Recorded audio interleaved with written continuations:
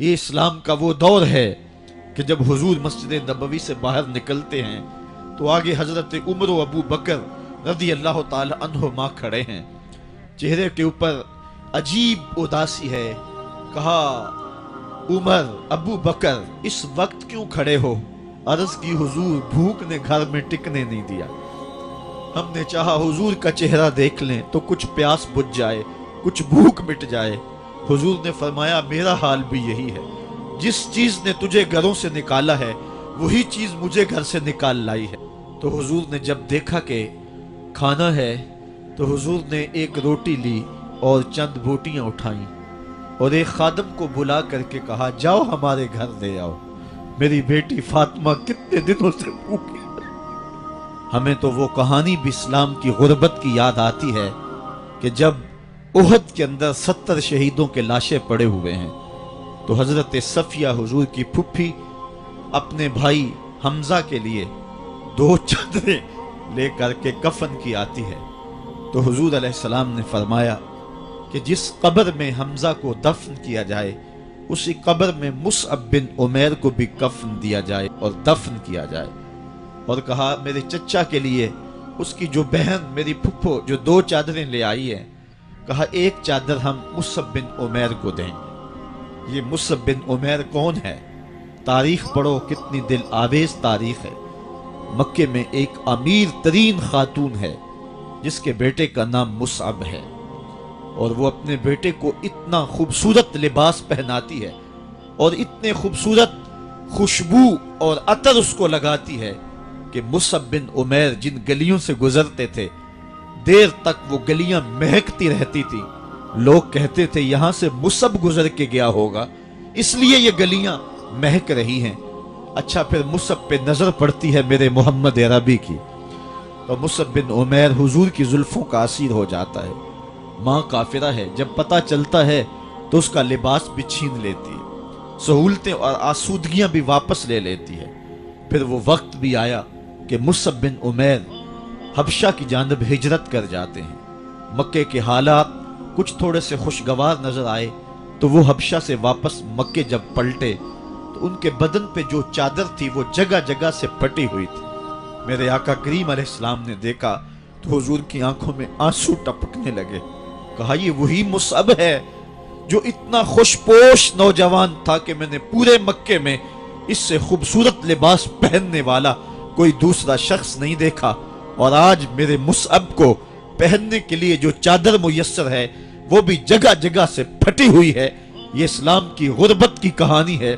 اور آج احد میں یہی مصعب بن عمیر شہید ہو جاتے ہیں اور ان کے لیے کفن بھی دستیاب نہیں ہے. حضور نے کہا جو میرے چچا کے لیے 2 چادریں لائی ہیں ان میں سے ایک کا کفن مصعب کو دے دو نا، اور دوسری چادر سے کفن میرے چچا کو دے دیا جائے. اچھا حضرت مصعب کے لیے بڑی چادر رکھ دی گئی اور حضرت امیر حمزہ کے لیے جو چادر تھی وہ چھوٹی تھی. اگر سر ڈھانپتے تھے تو پاؤں ننگے ہو جاتے، اگر پاؤں ڈھانپتے تھے تو سر ننگا ہو جاتا. حضور نے فرمایا میرے چچا کا سر ڈھانپ دو اور پاؤں کے اوپر اذخر نامی گھاس ڈال دو. میں یہ اسلام کی غربت کی کہانی تمہیں سنا رہا ہوں. جب میرے رسول کے چچا کے لیے پورے کفن کا ٹکڑا بھی دستیاب نہیں تھا، اسلام اس وقت بھی عزت پا گیا تھا. اسلام اس وقت بھی ذلیل نہیں تھا. اسلام اس وقت بھی سربلند تھا اور اسلام اس وقت بھی عزتوں کی مسند پہ تھا. یہ اسلام کا وہ دور ہے کہ جب حضور مسجد نبوی سے باہر نکلتے ہیں تو آگے حضرت عمر و ابو بکر رضی اللہ تعالی عنہما کھڑے ہیں. چہرے کے اوپر عجیب اداسی ہے. کہا عمر ابو بکر اس وقت کیوں کھڑے ہو؟ عرض کی حضور بھوک نے گھر میں ٹکنے نہیں دیا. ہم نے چاہا حضور کا چہرہ دیکھ لیں تو کچھ پیاس بجھ جائے، کچھ بھوک مٹ جائے. حضور نے فرمایا میرا حال بھی یہی ہے. جس چیز نے تجھے گھروں سے نکالا ہے وہی چیز مجھے گھر سے نکال لائی ہے. چلتے ہوئے حضرت ابو ایوب انصاری کے گھر کے قریب سے گزرے.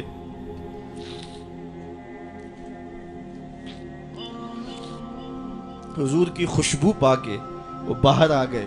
عرض کی بندہ نواز آج میرے مہمان نہیں بنتے؟ حضور نے کہا تمہاری مرضی. گھر لے گئے، چٹائی بچھائی، حضور کو بٹھایا. گھر والوں کو بکری کا بچہ ذبح کر کے دیا، کہا جلدی جلدی کھانا تیار کرو، میرے آقا کو بھوک لگی ہوگی۔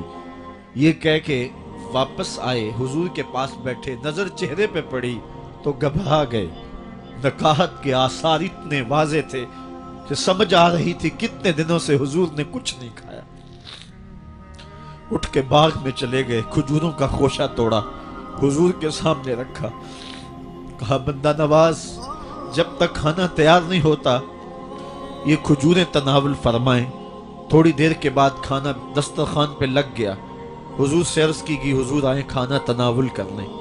حضور نے دسترخوان پر تشریف فرما ہو کر کے حضور نے کپڑا اٹھایا تو حضور نے جب دیکھا کہ کھانا ہے تو حضور نے ایک روٹی لی اور چند بوٹیاں اٹھائیں اور ایک خادم کو بلا کر کے کہا جاؤ ہمارے گھر دے آؤ، میری بیٹی فاطمہ کتنے دنوں سے بھوکی۔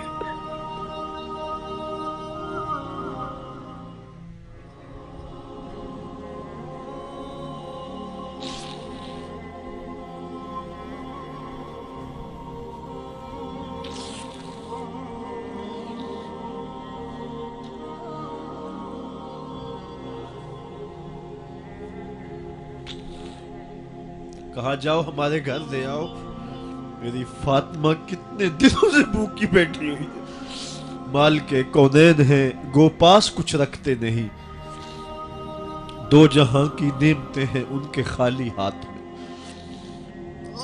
آپ کو پتہ ہوگا کہ جب میرے رسول کا انتقال ہوا ہے، حضور کا وصال ہوا ہے، تو حضور کی ایک زرہ ایک یہودی کے گھر میں گروی رکھی ہوئی تھی۔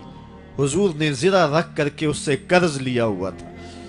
یہ اسلام کی غربت کی کہانی ہے، اور پھر اللہ نے اسلام کو امارت کے رنگ بھی دیے۔ آؤ تمہیں کہانی سناؤں، حضرت عدی بن حاتم روایت کرتے ہیں، صحیح بخاری میں روایت ہے۔ یہ حاتم تائی کے بیٹے ہیں، کہتے ہیں میں حضور کی خدمت میں حاضر ہوا، ایک شخص آیا کہنے لگا حضور غربت نے میرا برا حال کر دیا ہے، اور اس نے شکایت کی، غربت کی، پسماندگی کی اور اپنی معاشی بدحالی کی۔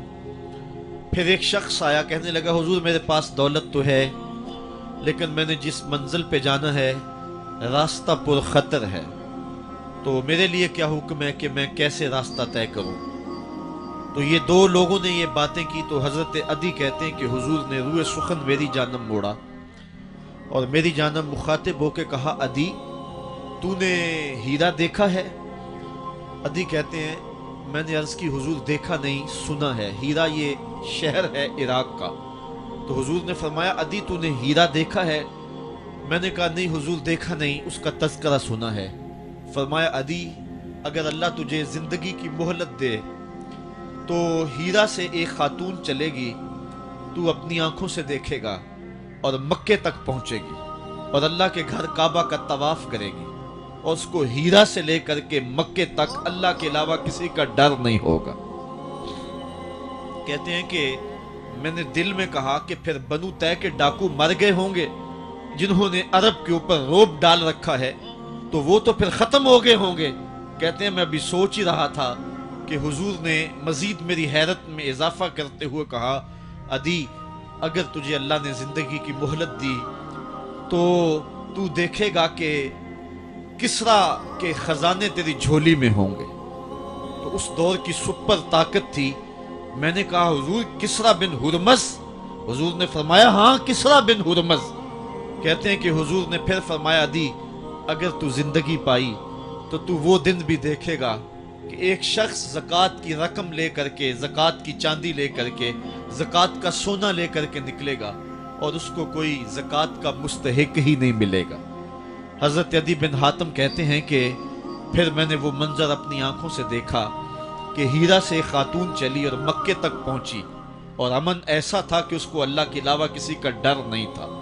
پھر وہ لمحے بھی میں نے دیکھے کہ کسرا بن ہرمز کے خزانے مسجد نبوی کے باہر پڑے ہوئے ہیں۔ تو کہتے ہیں تیسری چیز میں دیکھ نہ سکا، اور میں نے لوگوں کو کہا کہ یہ میں تو نہیں دیکھ سکا، میری شاید زندگی وفا نہ کرے، اور اگر تمہاری زندگی وفا کرے تو تم دیکھنا میرے آقا نے جو فرمایا تو 2 باتیں تو پوری ہو گئی ہیں، اور تیسری بات تم دیکھ لو گے۔ حضرت یحییٰ بن سعید فرماتے ہیں کہ حضرت عمر بن عبدالعزیز کا زمانہ تھا، اور انہوں نے مجھے افریقہ کی جانب زکوٰۃ وصول کرنے کے لیے بھیجا۔ میں وہاں سے زکوٰۃ وصول کی، اور پھر میں زکوٰۃ لینے والے مستحقین کو ڈھونڈنے لگا، تو کہتے ہیں مجھے کوئی مستحق نہ ملا۔ پھر میں غلام پکڑتا اور اس کے پیسے دے کے اس کو آزاد کرواتا چلا جاتا۔ حضرت عمر بن عبدالعزیز کا زمانہ ہے کہ گورنر ہے عراق کا، وہ حضرت عمر بن عبدالعزیز کو لکھتا ہے کہ اتنی رقم ہے، اس کا کیا کرنا ہے؟ تو عمر بن عبدالعزیز کہتے ہیں رقم لے کے یہاں نہ آنا، وہاں عراق کے لوگوں میں بانٹ دو، جو زکوٰۃ کے مستحق ہیں ان کو تقسیم کر دو۔ تو گورنر لکھتا ہے جو مستحق ہے ان کو دے دی، اب کوئی مستحق نہیں رہا تو میں کیا کروں؟ تو حضرت عمر بن عبدالعزیز کہتے ہیں جو مقروض ہیں ان کا قرض اتار دو۔ تو کہتے ہیں کہ ہاں قرض بھی میں نے اتار دیا ہے، رقم پھر بھی بچ رہی ہے، کیا کروں؟